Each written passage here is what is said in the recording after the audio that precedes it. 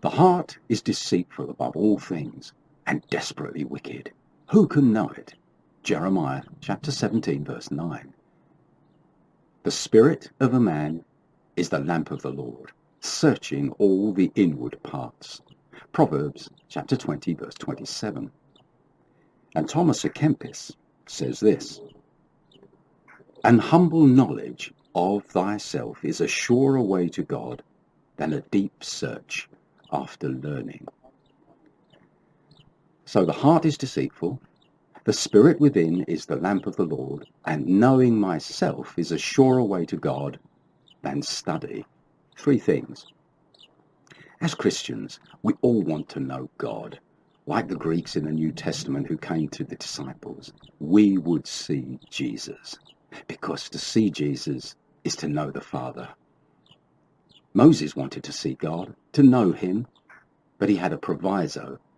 It was that God shielded him from knowing himself, what he called his own wretchedness. Numbers 11 verse 15. But this was not allowed. A necessary corollary to knowing God is to know oneself, as Thomas à Kempis said. And it's essential in order to save me from pride. The knowledge of God, you see, could puff me up.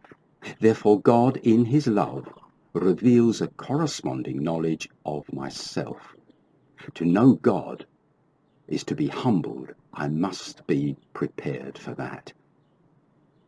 When Peter glimpsed Christ's majesty, he asked Jesus to depart from him, a sinner. Luke chapter 5 verse 8. The journey outward is reflected by the journey inward, and it is perfectly natural to shrink from this knowledge. The journey can be painful. It is through my own spirit that I see myself more clearly. But, and this is important, the spirit of a man is the lamp of the Lord. Proverbs 20 verse 27. He is holding the lamp, and he loves me.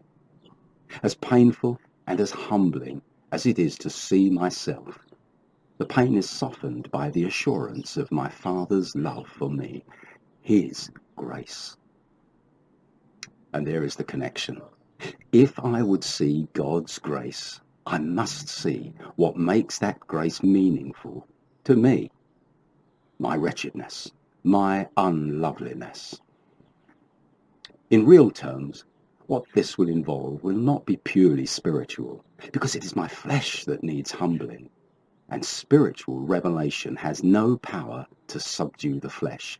Rather, it can increase the pride. Therefore, the humbling must be in real, everyday life. I will be led into failure and disappointment. I'll be a disappointment to others and a disappointment to myself, falling far short of expectations. And there will be no excuse. I won't even look for one, because as painful as public humbling can be, I know the lamp is held by the loving hand of God. He has arranged my failure in love in order that I might see him more clearly. I can welcome failure, disappointment, the criticism of others, even their gossip and slander. I have learned more about myself and therefore more about God from my enemies than from my friends, although I prefer the company of the latter.